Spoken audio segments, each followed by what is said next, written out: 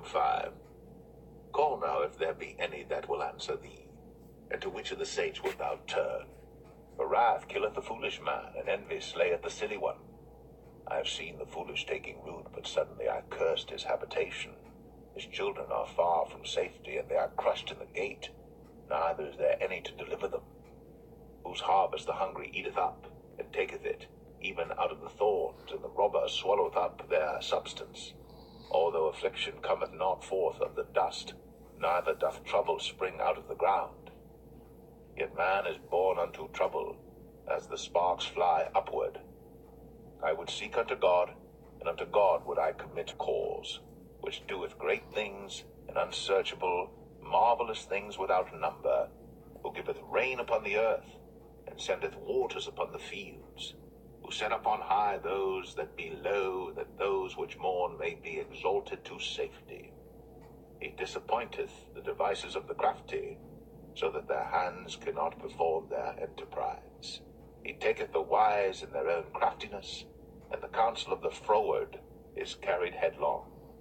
They meet with darkness in the daytime, and grope in the noondays and the night.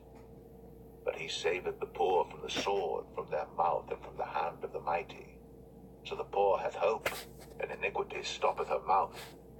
Behold, happy is the man whom God correcteth. Therefore despise not thou the chastening of the Almighty. For he maketh sore, and bindeth up. He woundeth, and his hands make whole. He shall deliver thee in 6 troubles, yea, in 7 there shall no evil touch thee.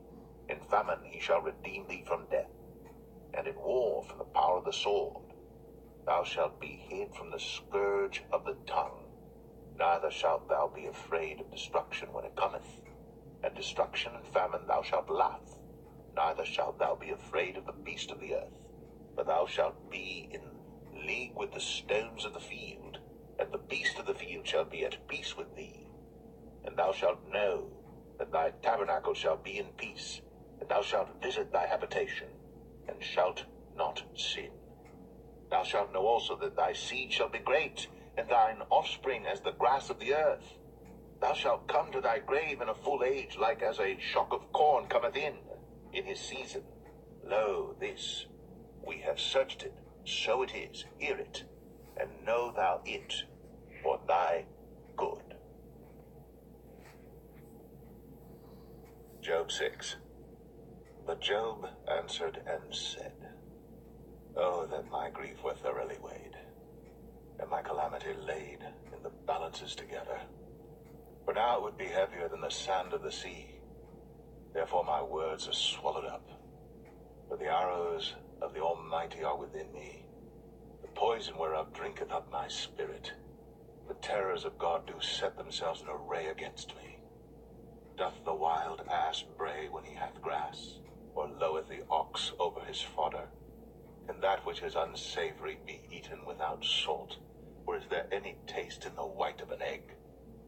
The things that my soul refused to touch are as my sorrowful meat. Oh, that I might have my request, and that God would grant me the thing that I long for. Even that it would please God to destroy me, that he would let loose his hand and cut me off. Then should I yet have comfort, yea, I would harden myself in sorrow. Let him not spare, for I have not concealed the words of the Holy One. What is my strength that I should hope, and what is mine end that I should prolong my life? Is my strength the strength of stones, or is my flesh of brass? Is not my help in me, and is wisdom driven quite from me? To him that is afflicted pity should be shown from his friend, but he forsaketh the fear of the Almighty. My brethren have dealt deceitfully as a brook, and as the stream of brooks they pass away, which are blackish by reason of the ice, and wherein the snow is hid. What time they wax warm, they vanish. When it is hot, they are consumed out of their place. The paths of their way are turned aside. They go to nothing and perish. The troops of Tema looked. The companies of Sheba waited for them. They were confounded because they had hoped. They came thither and were ashamed. For now ye are nothing. Ye see my casting down and are afraid. Did I say, bring unto me, or give a reward for me of your substance, or deliver me from the enemy's hand, or redeem me from the hand of the mighty? Teach me, and I will hold my tongue, and cause me to understand wherein I have erred. How forcible are right words! But what doth your arguing reprove?